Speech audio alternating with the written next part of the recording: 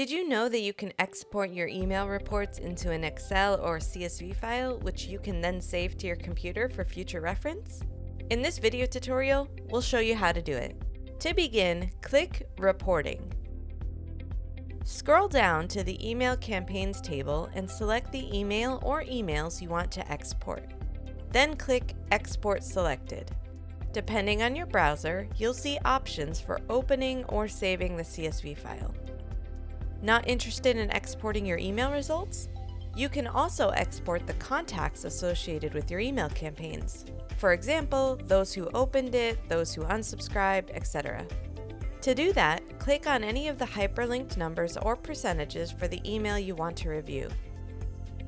Click Export Contacts to export the full list of contacts in the contact report. Then click Export to confirm the action. Click the Download Now button in the confirmation message at the top of the screen to view the exported CSV file. Depending on the size of your file, it can take a few minutes for the download to complete.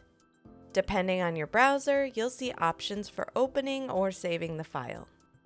Repeat the process for each type of contact report by selecting it from the drop-down menu here and clicking the Export Contacts button again. And that's how easy it is to export your email campaign reports with Constant Contact.